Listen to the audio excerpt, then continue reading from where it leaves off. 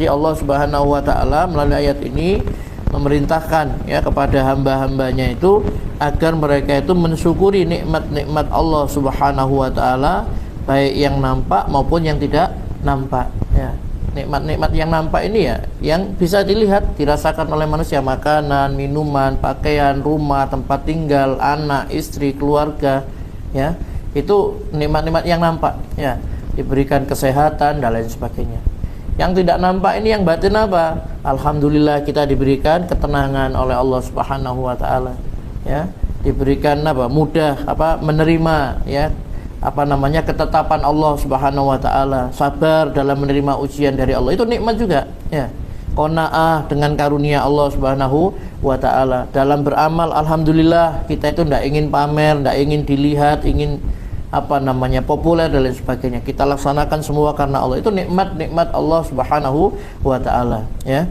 Kita ridho ya dengan ketetapan Allah Subhanahu wa taala. Jadi semua itu adalah merupakan nikmat-nikmat yang Allah Subhanahu wa taala berikan kepada kita, dan kita diperintah oleh Allah Subhanahu wa taala untuk bersyukur ya.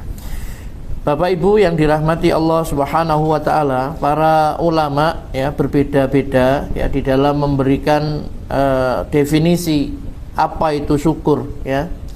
Tapi bisa disimpulkan ya bahwa syukur itu adalah as-sana'u alal muhsini bima aulakahu minal ma'rufi ya. Syukur itu adalah pujian bagi yang memberikan kebaikan atas kebaikannya tersebut ya. Jadi bersyukur itu adalah pujian bagi yang memberikan kebaikan atas kebaikan-kebaikan yang diberikan tadi itu ya. Jadi kalau kita ini diberi sehat oleh Allah, kita memuji Allah, alhamdulillah. Kita diberi oleh Allah SWT nikmat ya, hidup ya, diberikan ketenangan, kebahagiaan, diberikan tempat tinggal dan lain sebagainya, maka semua itu karunia Allah. Maka hendaklah kita ini memuji Allah yang telah memberikan nikmat itu kepada kita. Kita diberikan ilmu, diberikan harta, pangkat, jabatan dan lain sebagainya ya. Maka harus diyakini itu adalah karunia Allah. Wa ma bikum min nikmatin faminallah. Dan nikmat apa saja yang ada pada dirimu, semua itu datangnya dari Allah Subhanahu wa taala ya. Nikmat sehat ya, nikmat ilmu dan lain sebagainya. Bapak Ibu yang dirahmati Allah Subhanahu wa taala, sebagaimana ya disebutkan dalam ayat tadi ya, yaitu jika kamu menghitung nikmat Allah ya, niscaya kamu tidak akan mampu untuk menghitungnya, karena memang nikmat Allah Subhanahu wa taala itu sangat banyak. Tapi di antara sekian banyak nikmat yang Allah berikan kepada hambanya itu, ada beberapa nikmat ya yang merupakan pokok-pokok nikmat. Jadi nikmat-nikmat yang sangat besar ya, nikmat yang inti ya. Sebagaimana dikatakan oleh Ali bin Abi Thalib radhiyallahu anhu, kata beliau, an-ni'amu sittatu asya. Nikmat itu ada 6 macam ya. Al-Islamu wal Qur'anu wa Muhammadun wa Rasulullahi wal afiyatu was satru wal ghina anin nas ya.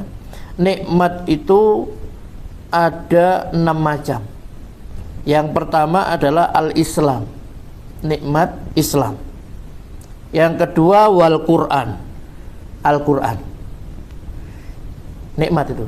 Yang ketiga adalah wa Muhammadur Rasulullah, Muhammad utusan Allah Subhanahu wa taala.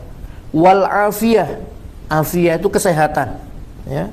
Wasatru, wasatru tertutupnya aib ya. Aib-aib kita itu ditutup oleh Allah ya.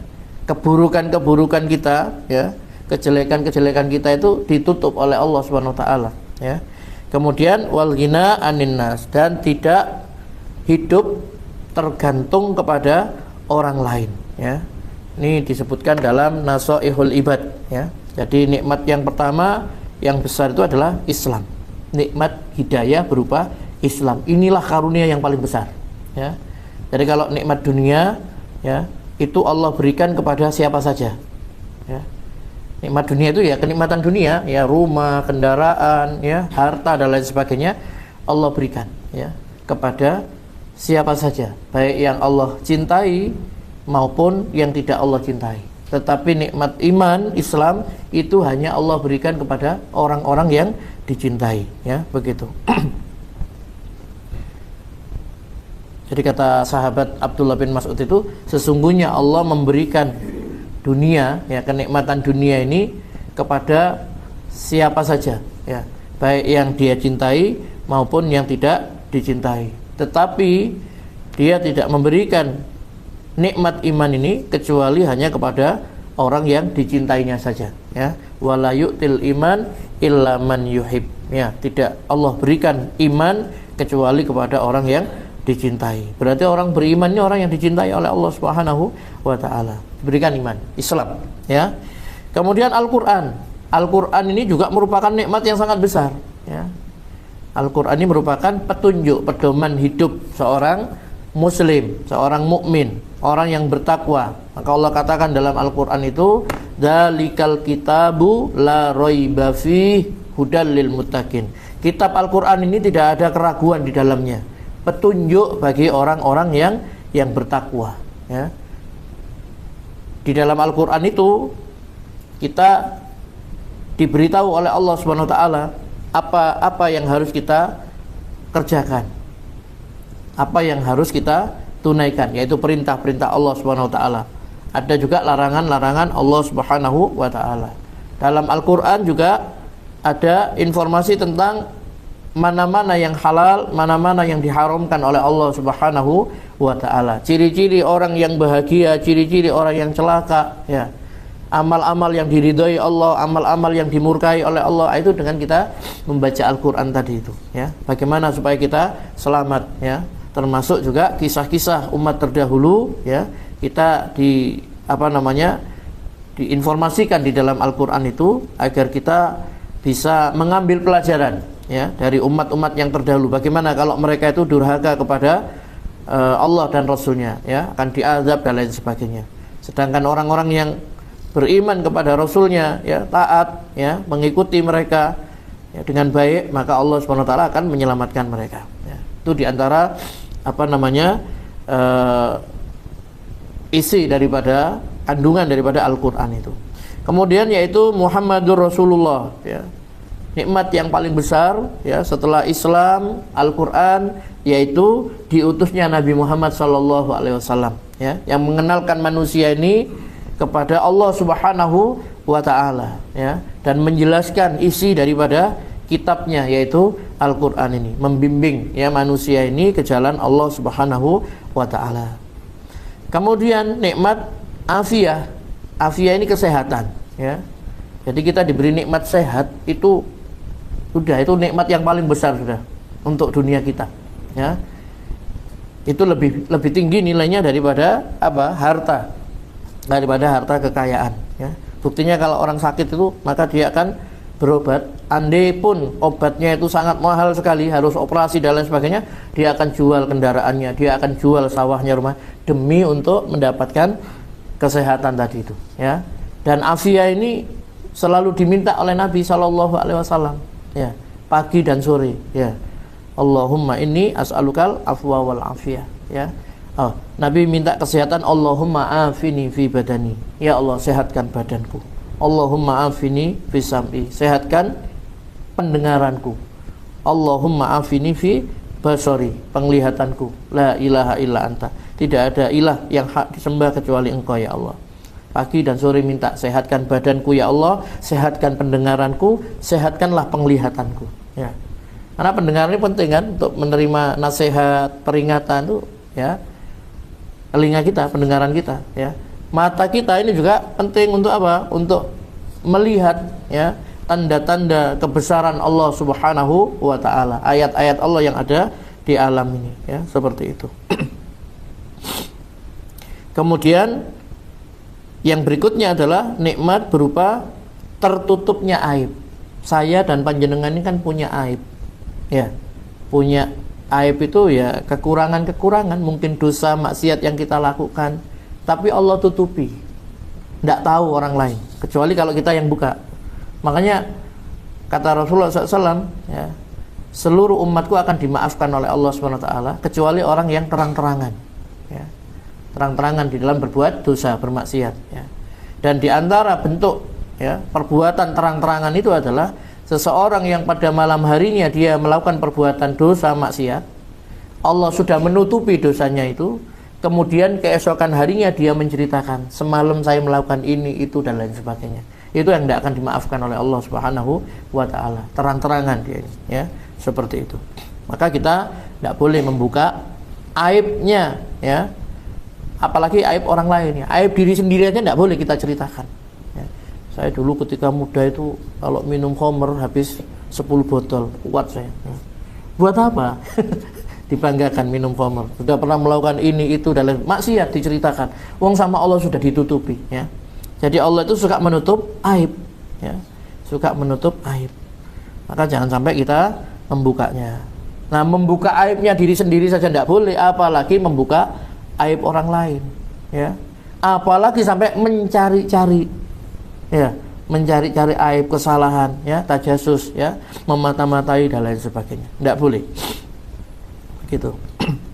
Kemudian tidak hidup tergantung kepada orang lain, ya. Wal ghina anin nas, ya.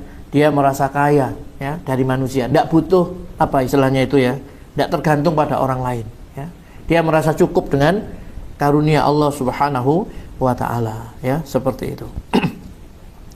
Itulah diantara nikmat-nikmat besar, ya. Nah, jadi begini Bapak Ibu yang dirahmati Allah SWT, nikmat Allah yang sangat banyak tadi itu sebenarnya hanya terbagi dua. Nikmat dunia, ya, nikmat dunia, dan yang kedua adalah nikmat ad-din, nikmat agama.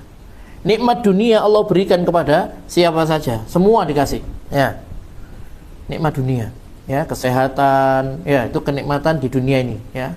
Kemudian rumah, tempat tinggal, harta, kekayaan, itu Fir'aun, Qarun itu dikasih sama Allah SWT. Sebagaimana Allah memberi kepada Nabi Sulaiman, Nabi Dawud, Nabi Yunus, ya, kepada sahabat Abu Bakar, Abdurrahman bin, itu diberikan kekayaan.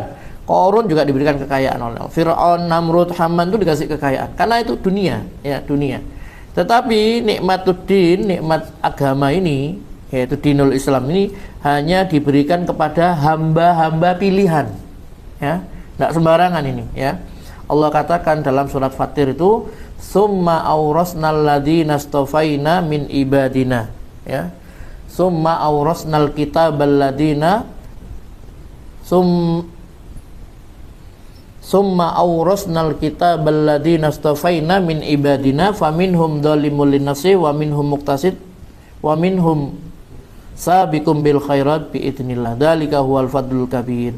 Kemudian kitab Al-Qur'an ini kami wariskan kepada orang-orang yang kami pilih di antara hamba-hamba kami, ya. Jadi orang yang menerima Al-Qur'an ini orang-orang yang pilihan Allah, ya. Di antara hamba-hamba Allah, sekian banyak hamba Allah itu, Allah memilih hamba-hamba, ya, yang mewarisi Al-Qur'an ini, ya, mendapatkan Al-Qur'an ini. Di antara mereka ada yang mendolimi dirinya sendiri, ada yang pertengahan, ada yang bersegera dengan kebaikan dengan seizin Allah Subhanahu wa ta'ala. Itulah karunia Allah yang sangat besar, ya. Begitu. Maka kita bersyukur pada Allah Subhanahu wa ta'ala. Kita jauh dari Rasulullah SAW dan para sahabat, tidak pernah berjumpa dengan mereka, tapi hati kita ini sangat yakin bahwa Muhammad SAW itu adalah utusan Allah.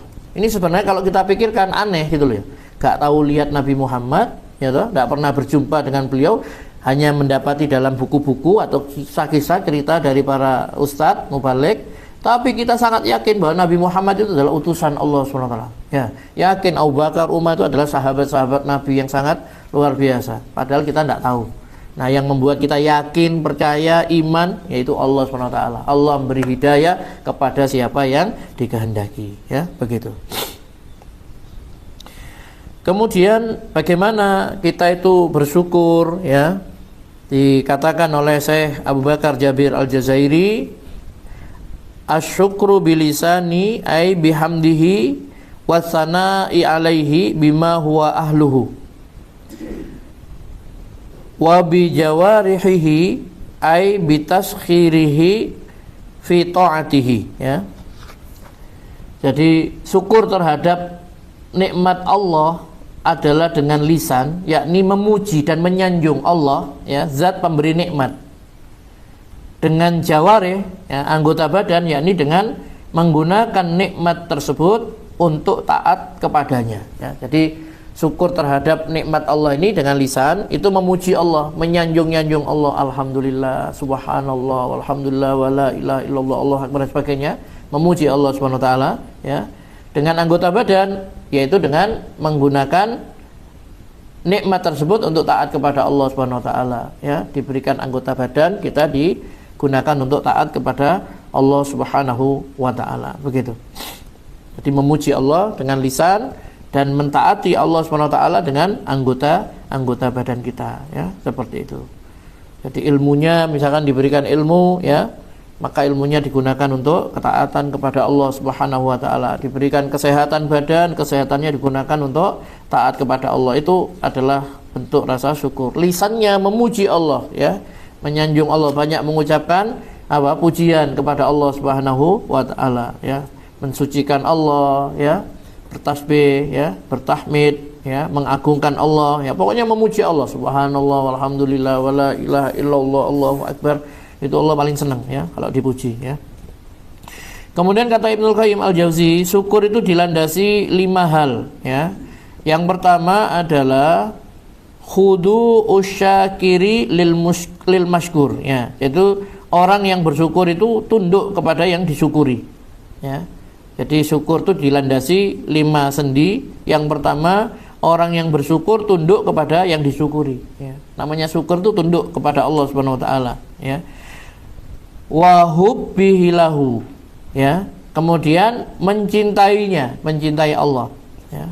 Jadi syukur itu dengan mencintai Allah Subhanahu wa taala. Kemudian wa'tirafuhu bi nikmatihi, yaitu mengakui nikmat-nikmatnya, nikmat yang Allah berikan kepada kita itu kita akui, semua itu adalah pemberian karunia Allah.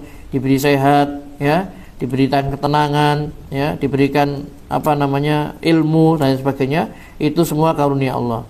Wa sana'uhu alaihi biha, ya, yaitu memujinya karena nikmat-nikmat tersebut, ya. Dan yang kelima adalah tidak menggunakan nikmat itu untuk sesuatu yang dibenci oleh Allah Subhanahu wa taala, ya. Jadi ini kata Ibnul Qayyim Al-Jauziyah, ya, syukur dilandasi atas 5 sendi. Yang pertama, orang yang bersyukur itu harus tunduk kepada yang disyukuri, tunduk patuh kepada Allah Subhanahu wa taala. Kemudian mencintainya, mencintai Allah, mengakui nikmat-nikmatnya, jangan sampai kufur, ya, jangan sampai kufur kepada Allah, ya. Semua ini adalah karunia Allah Subhanahu wa taala. Kemudian memujinya karena nikmat tersebut dan tidak menggunakan nikmat itu untuk sesuatu yang dibenci oleh Allah Subhanahu wa taala, ya. Ada juga yang mendefinisikan syukur begini: asyukru alla tara nafsaka ahlan lin ni'mah. Syukur itu adalah engkau tidak melihat dirimu sangat gembira terhadap nikmat-nikmat tersebut, ya. Ada juga yang mengatakan sering-seringlah menyebut nikmat yang telah diberikan, karena dengan senantiasa menyebutnya itu menunjukkan adanya rasa syukur. Jadi menampakkan nikmat atau menceritakan nikmat, ya, dari Allah. Alhamdulillah saya sama Allah diberikan karunia ini, misalkan, ya, diberikan ini dan lain sebagainya, ya. Tapi lihat-lihat juga, ya, kepada siapa kita bicara. Kalau misalkan kita mendapatkan kenikmatan, kemudian kita menceritakan nikmat tersebut kepada seseorang yang kalau kita ceritakan suatu nikmat dia greges, jangan, ya, paham ya maksud saya, ya. Tapi biasanya kalau sudah sama saudara, sahabat, ya, care gitu, ya, sudah plek gitu, itu kan senang biasanya. Teman kita dapat nikmat, naik pangkat, alhamdulillah, senang kita, ya. Dia mendapatkan karunia, dapat anak, dapat cucu, dan sebagainya. Pokoknya setiap saudara kita mendapat nikmat, kita dengar, kita tahu, kita juga bersyukur, ya. Nah, seorang muslim itu begitu, ya. Tapi kadang-kadang ada yang hasad, ya, ada yang iri, malah mendengar kita sudah nak menceritakan, kenikmatan yang kita dapatkan, ada orang lain membocorkan, si fulan dapat ini, greges langsung, tidak senang dan lain sebagainya. Nah, itu orang yang hasad seperti itu, ya. Maka tidak perlu juga menceritakan hal-hal seperti itu, ya. Begitu. Terakhir, Bapak Ibu yang dirahmati Allah Subhanahu wa taala, untuk kita ini mudah bersyukur kepada Allah, ya, para ulama menyebutkan, ya, caranya bagaimana? Yang pertama adalah merenungkan nikmat Allah, ya. Merenungkan nikmat yang Allah berikan kepada kita. Misalkan kita diberikan mata, renungkan, ya. Kalau perlu dibandingkan, teman saya kemarin operasi mata itu habis 50 juta. Ada yang sakit kena apa lagi tidak bisa ini itu dan lain sebagainya. Satu nikmat saja, nikmat ini, ya. Dan ini berat tuh, ya. Nikmat apa namanya? Penglihatan ini, ya. Dalam sebuah hadis itu kan disebutkan ketika Nabi menceritakan tentang orang yang ahli ibadah selama 500 tahun, kemudian nanti pada hari kiamat dia ini sama Allah didatangkan, disuruh kepada malaikat masukkan dia ke dalam surga karena rahmatku. Dia mengatakan, enggak ya Allah, saya beribadah kepadamu. Dia beribadah selama 500 tahun, ya. Matinya dalam keadaan sujud, ya. Tidak pernah maksiat, ya. Beribadah terus.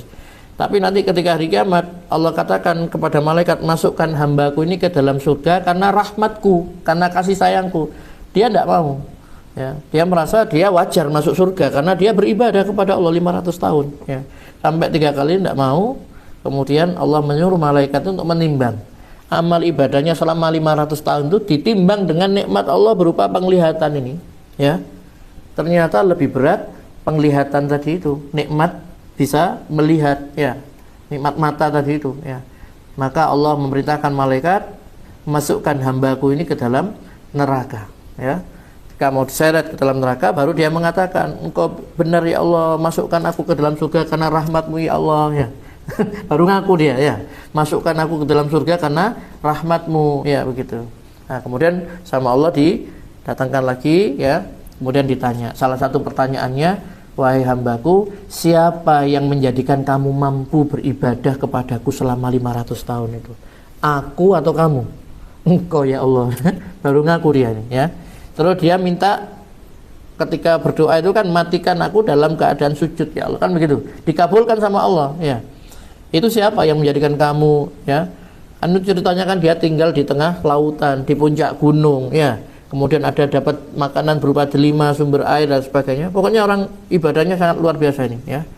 Nah, itu ternyata nikmat 2 mata itu kalau ditimbang dengan ibadah selama 500 tahun, itu lebih besar, lebih berat nikmat Allah berupa karunia penglihatan tadi itu, ya.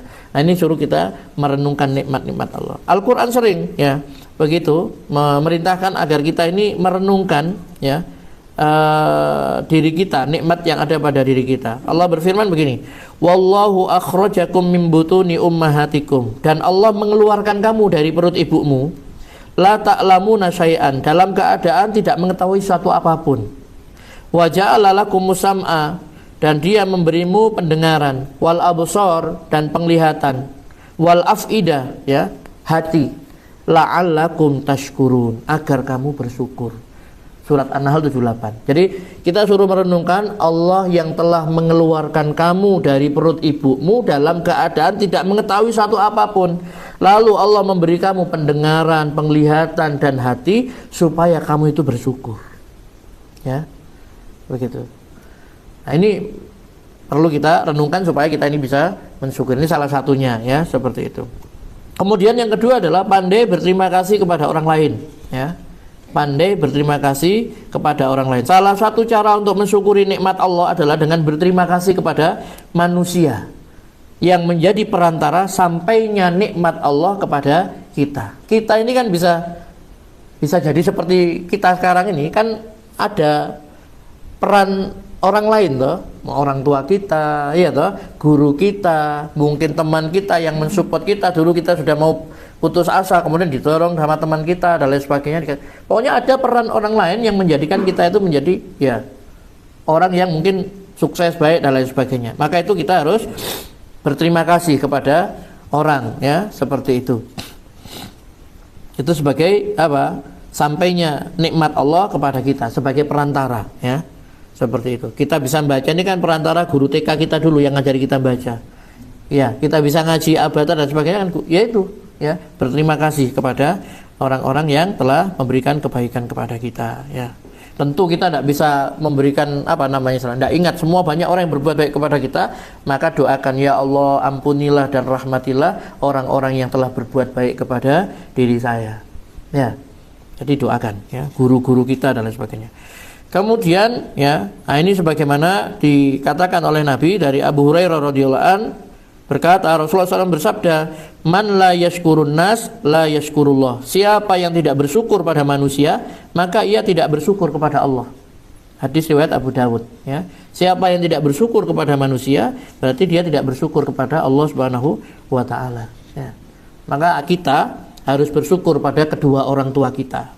Ya, yang paling berjasa kepada kita ya. Kita juga bersyukur, berterima kasih kepada guru-guru kita, guru TK, guru SD dan seterusnya ya, dan orang lain ya, begitu.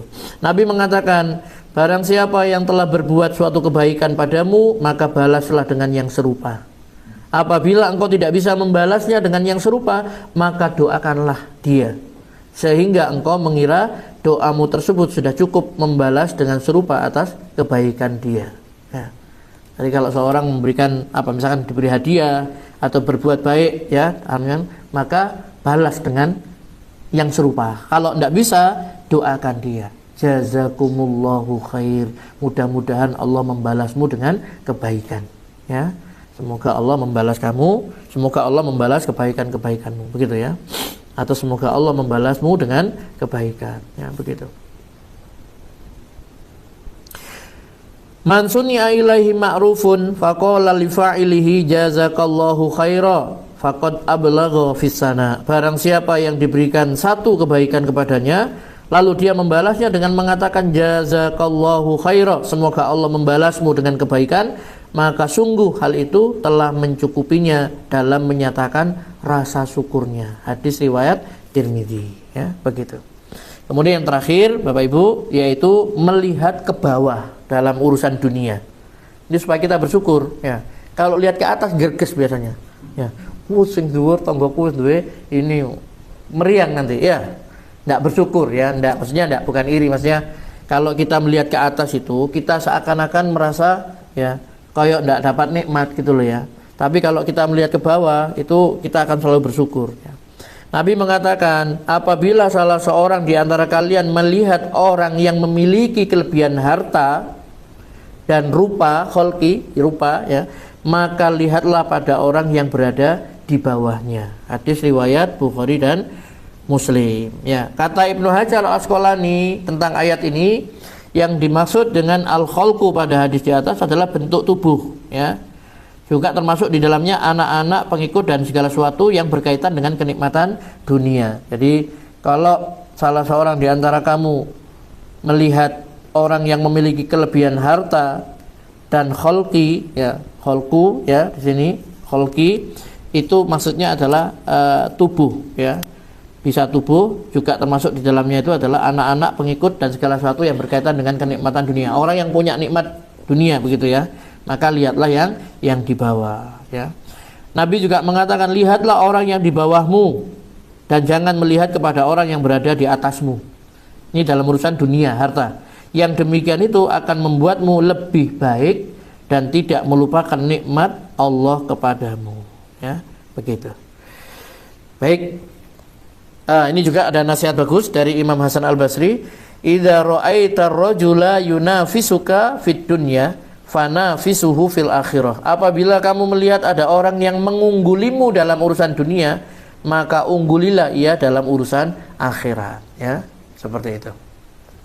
Baik Bapak Ibu yang dirahmati Allah Subhanahu wa taala, mungkin sampai di sini yang bisa kita kaji pada kesempatan kali ini. Mudah-mudahan bermanfaat. Aqulu qouli hadza wa astaghfirullah li wa lakum. Subhanakallahumma bihamdika asyhadu an la ilaha illa anta astaghfiruka wa atubu ilaik. Wassalamualaikum warahmatullahi wabarakatuh. Gunakan untuk